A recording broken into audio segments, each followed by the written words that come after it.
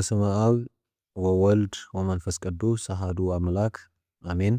ይህ የዘወትር ጸሎት መግቢያና ማብራሪያ ነው። እንግዲህ የዘወትር ጸሎት ስንማር የመጀመሪያ ልቡናችን ሰብሰብ አድርገን በየጊዜው መጸለይ ይኖርብናል።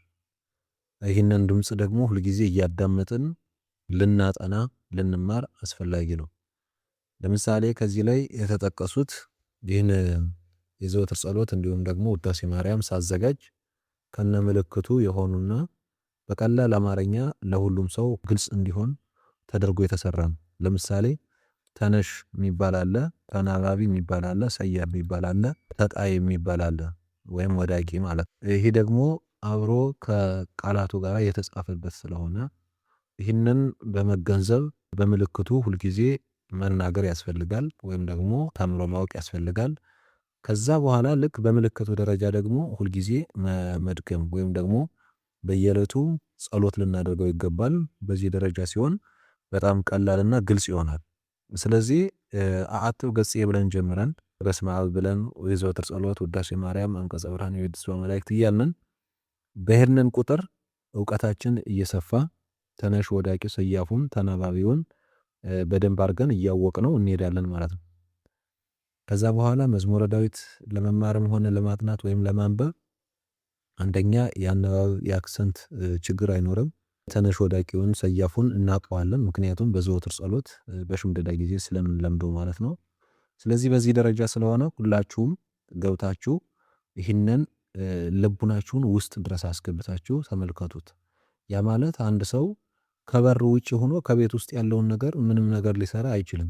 ስለዚህ ስራ የቤት ውስጥ ስራ ለመስራት ቤት ውስጥ መጀመሪያ መግባት አለበት። ልክ እንደዚህ ሁሉ የዘወትር ጸሎት ለመማር ወይም ደግሞ ቃለ እግዚአብሔርን ለማወቅ ልቡናችን ውስጥ ማስገባት ያስፈልጋል። ስንማር የምንማረውን ነገር በደንብ አድርገን ልናስተውለው ያስፈልጋል ማለት ነው። እንደ ባለቤት ልንማረው ያስፈልጋል። ብዙ ጊዜ የሚገርማችሁ ከኛ እምነት ውጪ የሆኑ ሰዎች ይህንን ግዕዝን ሲማሩት ሲከታተሉት ወይም ደግሞ ትልቅ ደረጃ ላይ ሲያደርሱት እንመለከታለን። ነገር ግን የኛ ሰው አይ እንግሊዘኛ ባጠና ይሻለኛል ወይም ደግሞ አረ በአማርኛውም ቢሆን ይበቃኛል በሚል በጣም ብዙ የግዕዝ ትምህርቶችን ለምሳሌ ቅዳሴ ሲያስቀድስ ግዕዝ አያውቅም። የዘወትር ጸሎትም ሆነ ውዳሴ ማርያም አንቀጸ ብርሃን ሌሎችንም በግዕዝ ማንኛውንም የሆነ የሚገርማችሁ የግዕዝ ቁጥር እንኳን በቤተ ክርስቲያን እንግዲህ የኢትዮጵያ ቁጥር ነው። የግዕዝ ቁጥር የኢትዮጵያ ቁጥር ነው። እሱን እንኳን ራሱ ብዙ ክርስቲያኖች አያውቁም ማለት ነው። ከስንት አንዳንድ አልፎ ከአንዳንድ እህቶች ወይም አንዳንድ ወንድሞች ካልሆነ በስተቀር በጣም ብዙ ሰው አያውቃቸውም። ስለዚህ እነዚህን ለማወቅ ግን ባለቤትነትን በደንብ አድርጎ መረዳትና በተግባር ደግሞ መከታተል ማየት ያስፈልጋል።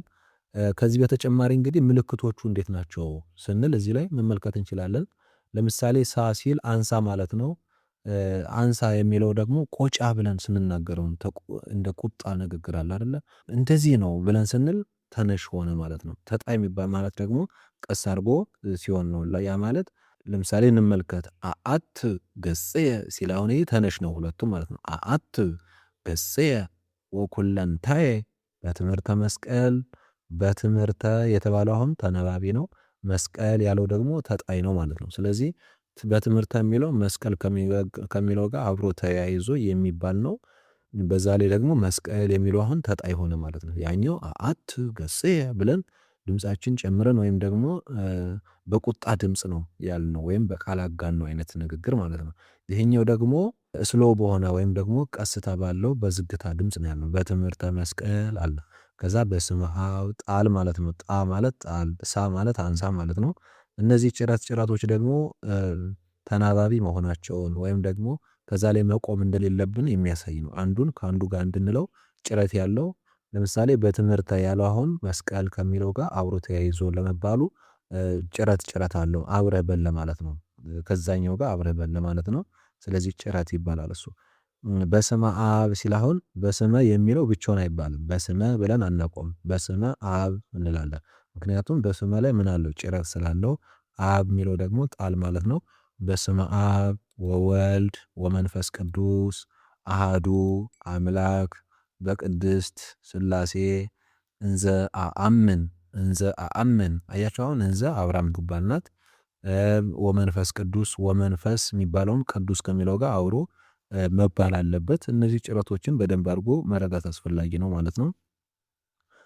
ስለዚህ ጀምረን እንበለው። አአት ገጼ ወኩለንታዬ በትምህርተ መስቀል በስመ አብ ወወልድ ወመንፈስ ቅዱስ አሃዱ አምላክ በቅድስት ሥላሴ እንዘ አአምን ወእትመሐፀን እከሄደከ ሰይጣን በቅድመ ዛቲ እምየ ቅድስት ቤተ ክርስቲያን እንተ ይእቲ ስምዕየ ማርያም ጽዮን ለዓለመ ዓለም። አሁን ከዚህ ጋር መረዳት ያለብን ለምሳሌ የአነባበብ ስልቶች ደግሞ አሉ። በአፋችን የሚጠብቁና የሚላሉትን ደግሞ እዚህ ላይ መመልከት እንችላለን። የሚጠብቅ ማለት ለምሳሌ አአት ስንል ት ምንድን ናት? ጎላ ያለ ፊደል አላት አይደለ? እሷ ማለት ትጠብቃለች ወይም ደግሞ በአክሰንታችን በንግግራችን ውስጥ ጠብቃ ትነበባለች። ገጼ ፅ እንደዛው ገጼ ፊቴን አማትባለሁ ማለት ነው።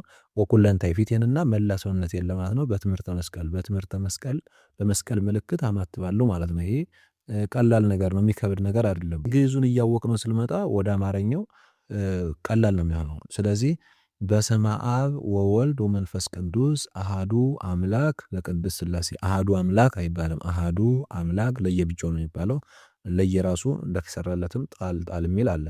ስለዚህ በቅድስት አሁን በቅድ አያቸዋት አጥብቀን ማለት እንዳለብን ስለሚያሳይ ድ ምንድናት? ጎላ ብላ ታያለች ማለት ነው። ስለዚህ በቅድስት ሥላሴ በቅድስት ነው፣ በቅድስት አንልም። በቅድስት ተጣይ ስለሆነ ማለት ነው።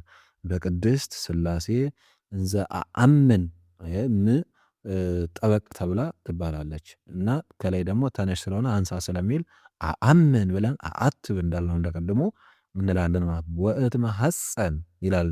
ወእትመሐፀን ጸል አጥብቀን እንይዛታለን። ጸ ላይ ነው ተነሹም መያዝም መጥበቅ ያለባትም እሱ ላይ ነው። አትላለም። ወእትመሐፀን ሳይሆን የሚባለው ወእትመሐፀን ይባላል። እክህደከ ሰይጣን በቅድመ ዛቲ እምየ ቅድስት ቤተ ክርስቲያን እንተ ይእቲ ስምዕየ ማርያም ጽዮን ለዓለመ ዓለም። ይህ እንግዲህ የዘወትር ጸሎት መግቢያችን ነው። ፊቴና መላ ሰውነቴን 3 ጊዜ በትምህርተ መስቀል አማትባለሁ እንልና በስመ አብ ወወልድ ወመንፈስ ቅዱስ በአብ በወልድ ወመንፈስ ቅዱስ ስም አማትባለሁ ብለን በአብ በወልድ ወመንፈስ ቅዱስ ስም በቅድስት ሥላሴ ብለን እንላለን። ስለዚህ ይህንን በመገንዘብ እንድታጠኑ በእግዚአብሔር ስም እናሳስባለን። ከዚህ በተጨማሪ እንግዲህ ሙሉ ንባብ ለየራሱ እላችኋለሁ በክፍል 1 መግቢያው ላይ እንድትመለከቱ። እኔ እንግዲህ አሁን ወደ ንባቡ ይህንን መግቢያውን በደንብ አድርጋችሁ ከተመለከታችሁት እናንተ ከዚህ በኋላ ያለውን ደግሞ በዚህ ደረጃ ሁሉንም መረዳት አለባችሁ። ወደዛኛው ገብታችሁ እንድታዩ በእግዚአብሔር ስም አሳስባለሁ።